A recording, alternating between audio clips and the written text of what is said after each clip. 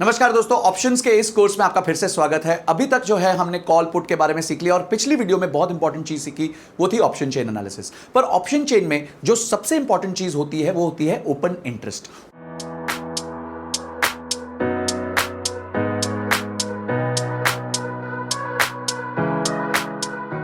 Open interest से हमें पता चलता है कि आज कॉल साइड पे और पुट साइड पे कितने कॉन्ट्रैक्ट्स क्लोज हुए हैं। सो फॉर एग्जांपल कोई पर्टिकुलर स्ट्राइक पे आज अगर 1 लाख का ओपन इंटरेस्ट है तो इसका मतलब यह है कि 1 लाख बायर्स और 1 lakh sellers of call options already एक कॉन्ट्रैक्ट बना के बैठे हुए हैं। तो ओपन इंटरेस्ट से हमें इंटरेस्ट पता चलता है कि कौन से पॉइंट पे आज सबसे ज्यादा इंटरेस्ट प्लेस्ड है। पर एक चीज याद रखिएगा दोस्तों कि जो ऑप्शंस मार्केट है ना, उसको बायर मूव नहीं करता है, उसको सेलर मूव करता है, क्योंकि सेलर का ज्यादा कैपिटल लगता है, सेलर का मार्जिन लगता है और इंस्टीट्यूशनल पैसा लगा होता है इन पर्टिकुलर स्ट्राइक प्राइसेस पे। तो जब भी हम ओपन इंटरेस्ट का डेटा देखते हैं तो हमें ओपन इंटरेस्ट का डेटा देखना है सेलर के पर्सपेक्टिव से, not from the buyer perspective. तो एक बार एक क्विक रिवीजन करते हैं कॉल और पुट के लिए।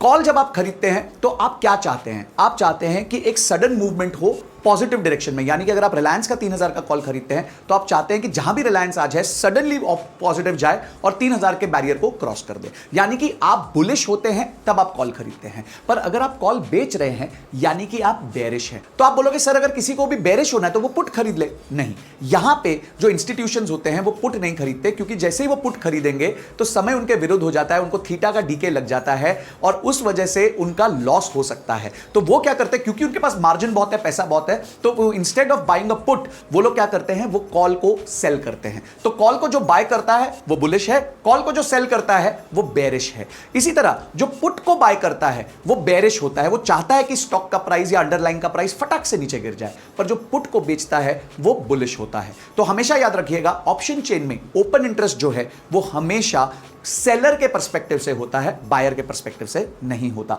अब मैं आपको 4 सिनेरियो दूंगा। पहले मैं आपको थियोरेटिकली समझा देता हूं, उसके बाद मैं आपको एक स्क्रीन रिकॉर्डिंग पे लेके चलूंगा जहां मैं आपको ऑप्शन चेन के माध्यम से सेम चीज सिखाऊंगा। तो 4 सिनेरियो क्या है कि ओपन इंटरेस्ट भी बढ़ रहा है, क्योंकि ओपन इंटरेस्ट सेम नहीं रहता, हर बार हर दिन ओपन इंटरेस्ट चेंज होता रहता है। तो जब हम ऑप्शन चेन देखेंगे तो वहां पे चेंज इन ओपन इंटरेस्ट दिखता है, यानी पिछले दिन के हिसाब से आज कितने सौदे नए बन गए, कितने नए कॉन्ट्रैक्ट्स बने हैं। तो अगर ओपन इंटरेस्ट भी बढ़ रहा है और अंडरलाइन का प्राइस भी बढ़ रहा है, ऐसी सिचुएशन में मार्केट बुलिश है। इसको हम कहते हैं लॉन्ग बिल्डअप। क्या कहते हैं हम इसको? Long buildup. यानी मार्केट जो है इस टाइम पे बुलिश हुई पड़ी है, इसलिए ओपन इंटरेस्ट भी बढ़ रहा है और स्टॉक का या अंडरलाइन का प्राइस भी बढ़ रहा है। अब इसका यूज कैसे करना है वो मैंने अपनी स्क्रीन रिकॉर्डिंग में बताया, क्योंकि इन पॉइंट से हमें पता चलेगा कि अंडरलाइन का सपोर्ट और रेजिस्टेंस क्या है, और सपोर्ट और रेजिस्टेंस के बीच में आपको एक अच्छी सी ट्रेडिंग रेंज मिलती है। उस ट्रेडिंग रेंज में आप पैसा बना सकते हो। तो वापस आता हूं कि अंडरलाइन भी ऊपर भाग रहा है, ओपन इंटरेस्ट भी ऊपर भाग रहा है, यानी कि बुलिश है, लॉन्ग पोजीशन क्रिएट हो रही है। दूसरा केस होगा अंडरलाइन भी नीचे जा रहा है और जो ओपन इंटरेस्ट है वो भी नीचे जा रहा है। इसको हम कहते हैं लॉन्ग अनवाइंडिंग, क्योंकि ये बेरिश पोजीशन क्रिएट हो रही है, दोनों चीजें नीचे जा रही हैं तो लॉन्ग अनवाइंड हो रहा है। जितनी लॉन्ग पोजीशंस ली गई थी वो वापस जो सेलर है उस पोजीशन को रीसेट कर रहा है, बाय बैक कर रहा है। तो ये होता है लॉन्ग अनवाइंडिंग। तो अगर ये जो सिचुएशन है ये बेरिश हो गई, क्योंकि ओपन इंटरेस्ट भी नीचे है और अंडरलाइन भी नीचे है। अच्छा, एक सिनेरियो में आपको ऑप्शन चेन के लाइव डेमो में सिखाऊंगा, वो है कि अंडरलाइन का प्राइस तो ऊपर जा रहा है पर जो ओपन इंटरेस्ट है वो कम हो रहा है। ये बड़ी अजीब सी सिचुएशन है कि ओपन इंटरेस्ट तो कम हो रहा है पर अंडरलाइन का प्राइस ऊपर जाया जा रहा है। इसमें क्या होता है, कभी कभी जो बड़े पैसे वाले हैं, जो इंस्टीट्यूशनल सेलर्स हैं, वो पहले से ही कॉल बेच के रखते हैं। कॉल बेच के रखते हैं यानी कि उनका माइंडसेट क्या है कि मार्केट नीचे जानी चाहिए। अब सडनली मार्केट ऊपर चली गई, अब उनको तो अपनी पोजीशन को काटना पड़ेगा। वो आपके मेरे जैसे थोड़ी है रिटेल के जैसे कि लॉस लेके बैठे रहते हैं, वो अपनी लॉस को काटते हैं। पर उन्होंने तो कॉल को सेल किया था, तो वो क्या करेंगे, वो कॉल को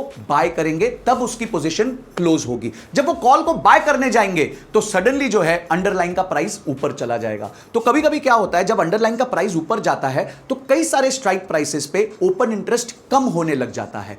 इस चीज को हम कहते हैं शॉर्ट कवरिंग, यानी कि आपने जो शॉर्ट पोजीशन बनाई थी, आपने जो कॉल को सेल किया हुआ था, उस पर्टिकुलर पोजीशन को आपने कवर कर लिया। जब आप कवर करने गए तब ऑटोमेटिकली, क्योंकि आप कॉल बाय कर रहे थे, पहले आपने कॉल सेल किया हुआ था, तो अंडरलाइन का प्राइस भी ऊपर चला गया। यह तब करना पड़ता है जब आपने बहुत पहले से कॉल बेच के रखा हो और सडनली मार्केट उसकी तरफ चली जाए, तो आपका नुकसान होगा, आपका स्टॉप लॉस हिट होगा। उस टाइम पे आपको यह अनकवर करना पड़ता है।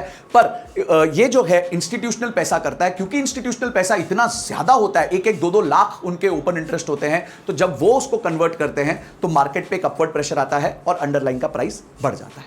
अब चौथी जो सिचुएशन है वो है प्राइस तो नीचे जा रहा है पर ओपन इंटरेस्ट ऊपर जा रहा है, यानी कि मार्केट जो है वो एक शॉर्ट बिल्डअप कर रही है, शॉर्ट पोजीशन को खड़ा कर रही है, शॉर्ट पोजीशन को बढ़ा रही है। इसको हम कहते हैं, इस पूरी सिचुएशन को हम कहते हैं शॉर्ट बिल्डअप। प्राइस तो नीचे जा रहा है पर ओपन इंटरेस्ट बढ़े जा रहा है, तो लोग क्या चाहते हैं, लोग चाहते हैं कि भाई और गिरे और गिरे, एक शॉर्ट बिल्डअप क्रिएट कर रहे हैं। उनका नुकसान कब होगा, जब वापस ऊपर जाएगी मार्केट तो उनको नुकसान होने लग जाएगा। तो ये 4 सिनेरियो हैं दोस्तों, 2 हैं सेम डायरेक्शन में और 2 हैं ऑपोजिट डायरेक्शन में। ये चारों चीजें आप याद रखिए और इस वीडियो को थोड़ा ज्यादा बार देखना पड़ेगा आपको, हो सकता है 3-4 बार देखना पड़े, क्योंकि ये सारी चीजें आपको याद करने में, इसको प्रैक्टिस करने में टाइम लगेगा। अब आपको क्लियर हो गया कि रेजिस्टेंस पॉइंट क्या होने वाला है, सपोर्ट पॉइंट क्या होने वाला है, क्यों एक सर्टेन स्ट्राइक प्राइस पे ओपन इंटरेस्ट कम हो रहा है, क्यों एक सर्टेन प्राइस पे ओपन इंटरेस्ट बढ़ते जा रहा है। ये सारी चीजें अब आपको क्लियर हो गई होंगी। अगर नहीं हुई तो इस वीडियो को 1 या 2 बार वापस देख लीजिए, स्लो करके देख लीजिए और खुद एटलीस्ट 10 अंडरलाइन पे इस चीज को प्रैक्टिस कीजिए। तो आई होप इस वीडियो से आपकी नॉलेज बढ़ी हो और इस कोर्स से आपको फायदा हो। Thank you so much. Investment in the securities market are subject to market risk. Read all the related documents carefully before investing.